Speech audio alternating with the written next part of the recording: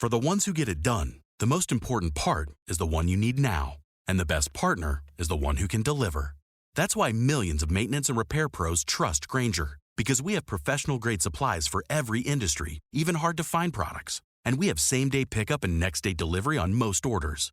But most importantly, we have an unwavering commitment to help keep you up and running. Call, click Grainger.com, or just stop by.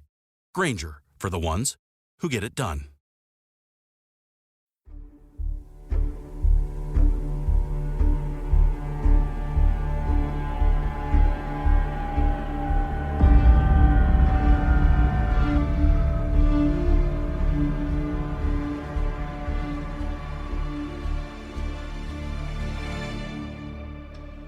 This is True Crime Arizona, an Arizona's Family Originals podcast. Hi, everyone. It's Briana Whitney, host of the True Crime Arizona podcast. By now, you're pretty used to hearing me and our investigative reporter, Morgan Lowe, break down what's been going on in the zombie hunter trial. And this might be one of the biggest things that could have happened during the scope of this. We had said months ago we weren't sure if Bryan Patrick Miller, the zombie hunter, would take the stand himself, if he would ever testify. And here we are in this penalty phase of the trial where they're deciding whether he's going to face death or be given life in prison. And today, Bryan Patrick Miller spoke to the court. He testified. And we have really never heard him talk almost ever until now. Morgan, you were in the courtroom, and this did not happen or go down how we expected it to at all. Can you describe how this played out? Yeah, I was in court today to try to figure out what the schedule was going to be for the rest of the week. So I was not there to listen to testimony because it was a psychologist testifying, and we've heard psychologists testify in this. I wanted to find out if Miller was going to speak. We assumed it was going to be tomorrow, which this is Monday when we're recording this. Tomorrow is a Tuesday. We had been told that if he was going to speak, it was going to be Tuesday. So I wanted to find out, and I just stayed, and the psychologist finished testifying, and all of a sudden, R.J. Parker, Bryan Miller's attorney, stands up and he says, "Your Honor, my client would like to exercise his right to allocute." And allocute, that's a big word. Mm-hmm. And that is a portion of a sentencing phase where the defendant is allowed to stand up and speak directly to the judge. And so Judge Suzanne Cohen says, okay, does he want to do it today or tomorrow? And Parker says he wants to do it right now. And there were no cameras in the court. No, we didn't have a photographer in, and so we had scheduled photographers to be in court the next 3 days, just in case. We didn't have one there today. So luckily, the judge says, well, let's take a few minutes here because we had been sitting through testimony, and I was able to get the bailiff over and say, look, I know it's weird, but can I use my cell phone, sit in the media room through the window so we don't bother anybody? And the judge agreed to that, so we were able to videotape and get audio. It doesn't look as good as it normally does with one of our big, expensive cameras, but we were like, holy cow, he's going to talk right now, and we don't have any way to capture it. I mean, had you not been there, we may not have heard this ever. It was very lucky that I was there. Wow. So, I mean, huge that we're hearing from him. I mean, going through months and months of testimony, from hearing about him through everybody else. This is finally him in his own words. Why don't we play it in full? He only talked for a couple minutes. It's not super long, but for everybody who's been following along this case, this is probably the moment you're going to want to hear when Bryan Patrick Miller testifies in front of the judge himself. Good afternoon. I am not looking for sympathy today. This time is for the family and the friends of the victims. I cannot imagine what pain they have endured for all these years.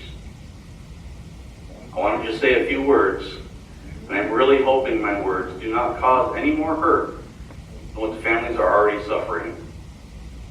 I accept the court's decision, and I'm hoping this trial and my convictions have provided some measure of relief for the families. I know this has been a long and painful process for everyone. I wish I could provide answers to the questions you have. I have learned new things about myself in this process, and while I don't have all the answers, I hope to find some. I know I am different. I didn't understand completely why. I thought it had to do with what my mother did to me. Growing up, I was scared, I was lost, I was confused.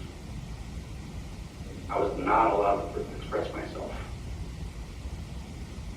I want to get help in trying to open up the parts of me I know I have shut out. While I cannot change the past,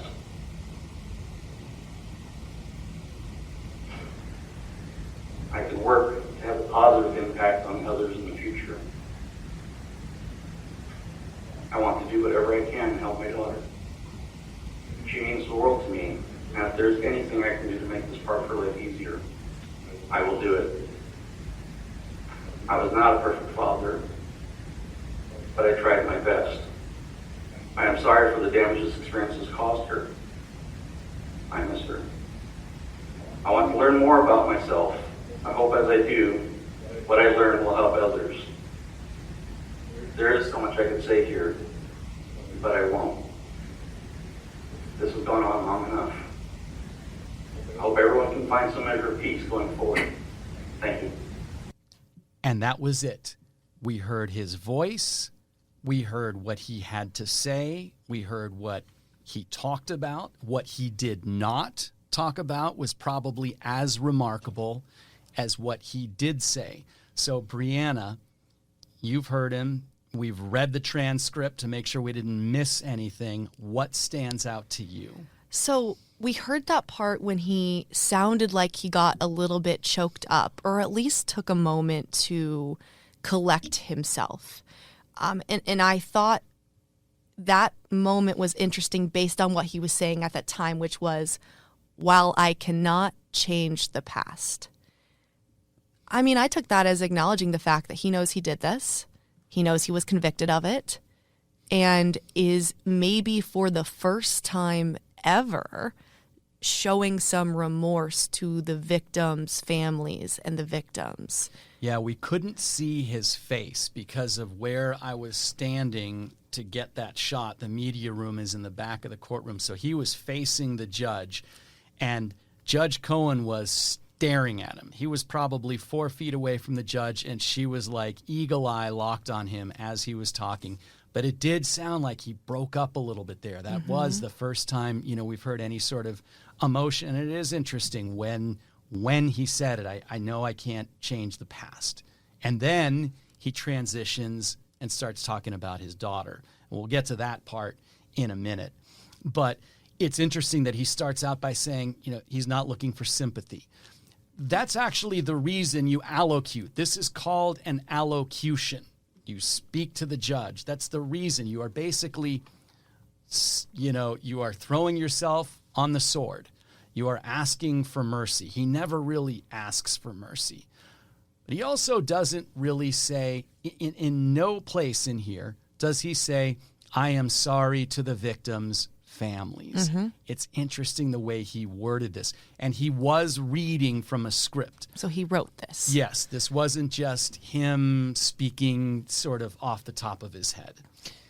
I think the fact that he said he accepts the court's decision too, I mean, that's interesting. The reason I took away that, was there a show of remorse there was because I know when we talked about the victim impact statements from the Burness family and the Barrasso family, you heard Melanie Burness's sister saying, we were looking for any signs of remorse and we didn't get it.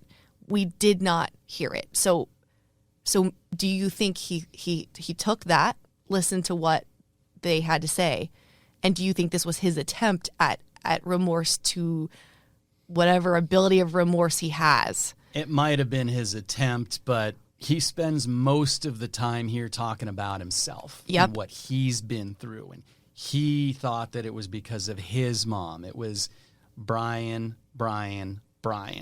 So I certainly am not claiming to speak for the victims' family members, but I would be very surprised if they heard this and they were satisfied.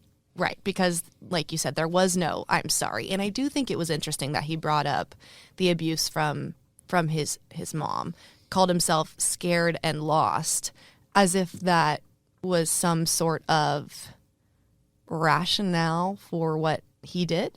Well, that's been the defense the whole time, and we've talked about this before. I mean, what could he say? Could he say, "I'm sorry that I did this"? If I could go back, I would undo it. Maybe he could have said that, but if he sort of admits that he remembers any of it, it sort of destroys the defense. And we don't know if he remembers it. What we do know is that the judge didn't buy it because he was found guilty and not guilty by reason of insanity. Yeah. Do you think that this was effective, right? I mean, this was kind of the Hail Mary, the last attempt for the defense to try to get him life in prison versus a death penalty. Do you think this changes the scope of what the judge has heard so far in this phase of the trial? It is a Hail Mary. You summed it up perfectly. And it is always a risk to have a defendant speak. Now, this was a very calculated risk because technically Bryan Miller wasn't testifying. When you testify, you open yourself up to direct and cross-examination. You open yourself up to cross-examination. This was the allocution. I think that the judge was allowed to ask him questions, but I don't think, and I'm not a lawyer in Arizona, I don't think that they are allowed to cross-examine him. He stands in front of the judge and he speaks. I am of the opinion that when you can talk to somebody, when you hear somebody speak, it reminds you that this person may have done monstrous things, but this person is a human being.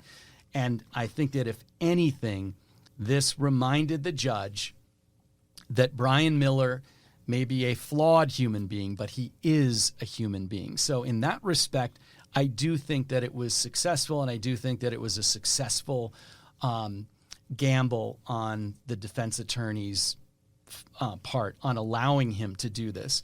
That being said, is it going to make a difference? I don't know about that. You have an 8-month trial, and now we have 2 minutes of somebody saying he's sorry for all this stuff that happened, but not saying, "I'm sorry to the victims' families. I'm sorry that I did this." It's like he stopped short of what everybody was maybe looking for.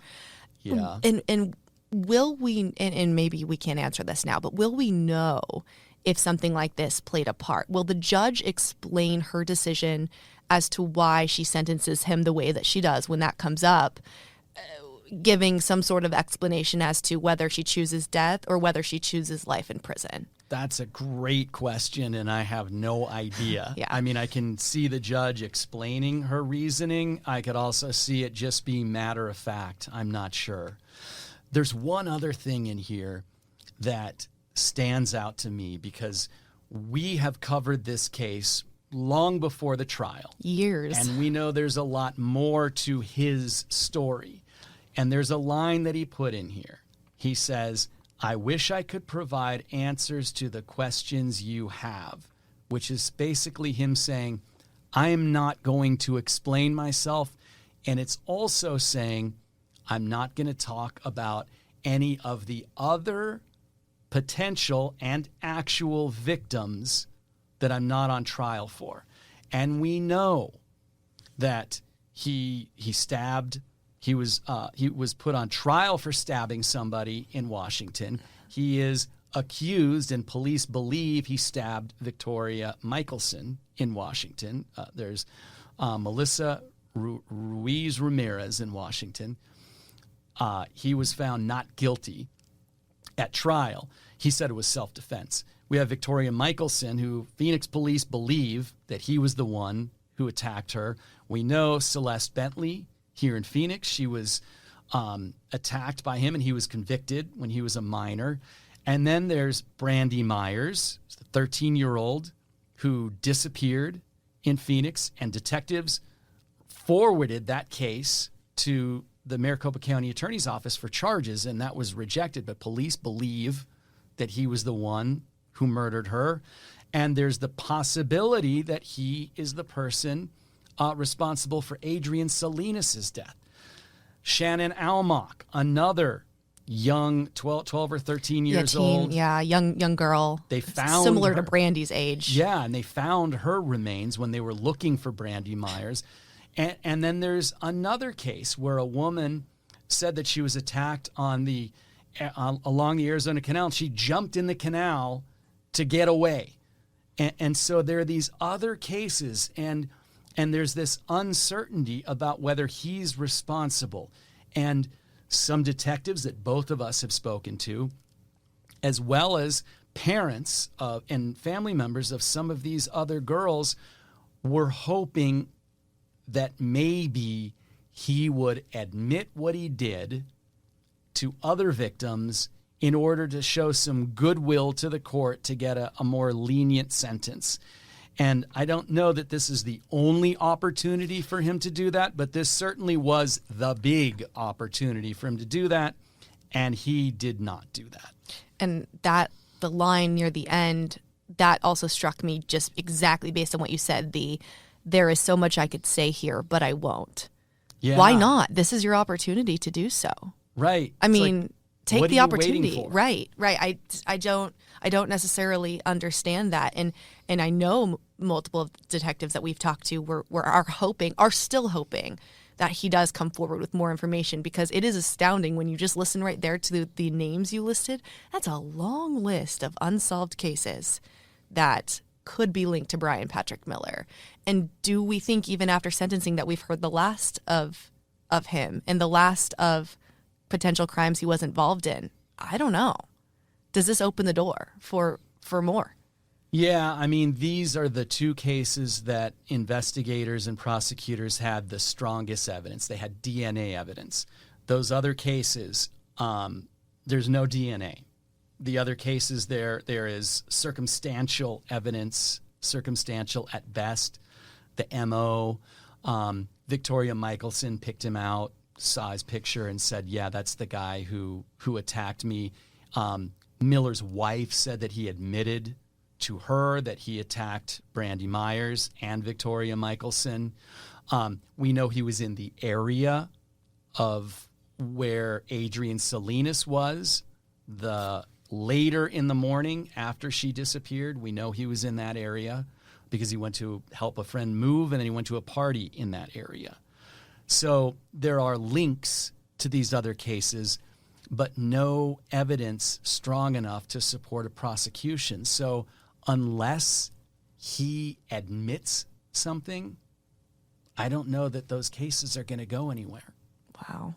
Unless they were to find magically more evidence that linked him. Yeah. Right? Maybe something DNA or somebody saw something or came forward with something new. I'll tell you, one of the things that I heard in the courtroom the last couple of days is kind of interesting. Two different people testified, and this came out in psychologist interviews, one of them was Amy, and then another one was the Psychologist Today, saying that Bryan Miller often left his daughter Sarah alone at home. And one of the big reasons that we heard from detectives in the Adrian Salinas case that they didn't think that it was Miller who did it was that they believed that Miller was really adamant about always being there with his daughter and not leaving his daughter home alone. And now we've heard testimony over and over again that he often left her home alone, and they couldn't find any evidence that he found a babysitter for her the night that Adrian Salinas disappeared. I'm going off on a tangent here, but it just really struck me today that this was the opportunity. If he was going to fess up to other crimes, this was the opportunity to do it, and he didn't do it. And maybe in the Salinas case, there isn't, concrete evidence that he was the guy, but he told his wife that he killed Brandy Myers. He told his wife that he attacked Victoria Michelson, and so there is some evidence there. And can you explain to our listeners the Adrian Salinas case too, in case they haven't listened to Unresolved, your other podcast series about that whole case, just so people know why Miller is even brought up in that case? Yeah, Adrian Salinas was a year out of high school, living with some friends in Tempe. At 4 o'clock in the morning, she goes from her apartment on Hardy near University to meet a cab at University in Hardy. She walks maybe 4 blocks, and in those 4 blocks, she disappears. And the police looked for her, the family members looked for her. 2 to 3 months later, her remains were found in a wash in Apache Junction. And so it's this mystery that happened over 10 years ago. I believe it was 2013 that she disappeared. And so they found her remains, but they had been sort of weathered and they were out in the desert, so there wasn't any real evidence that they found. But later we have come to find that Bryan Miller was in the area that later in the morning when she disappeared. And so you have now a convicted serial killer in the area of a notorious girl who vanished, a case where she vanished, and then her remains were found. And so you have to look at him as a possibility. And Tempe PD they never closed the case, but they have a detective who's been on it now for a couple of years, a new detective, and he's following up clues and leads. But they just, they say, is it possible that it's Miller? Yes, they just don't have the evidence that links him to her death. And we've interviewed her family members, and I will tell you, there's nothing more than I would like for them to have some closure, at least to know who did it. Yeah. And they don't have that. And as we know, Bryan did not come forward with anything else today on any other case. Before we wrap this up, I also want to ask you, just being in the courtroom, we haven't gotten to see Bryan, get up or do a whole lot, right? Usually we're staring at the back of his head the entire time. And while we still were looking at the back of his head while he was talking to the judge directly, did you notice anything as he was coming back to his attorneys to sit down? Was there any visible emotion? Was his demeanor a certain way? And did he say anything with his attorneys when he sat down that looked like, some sort of, oh, okay, I did it, or this was a resolution? Yeah, he turned around and he talked to one of the investigators, one of the other attorneys. He did look, I don't know if I'm just adding more to this, but he did look a little more relaxed or relieved than he has before, definitely more relaxed. He wears a mask and glasses, so you really can't tell his expression. So it was really tough to tell. But I did note that afterwards he sat down, he turned around, he was talking to this person, and I hadn't seen him sort of be as animated like that. Not like freaked out animated, but more sort of relaxed, you could see it. So I don't know, that maybe that was it. I will tell you that he got a haircut. He had not had a haircut the entire trial. You could see I'm sitting behind him, so I see him the whole time. Got a haircut.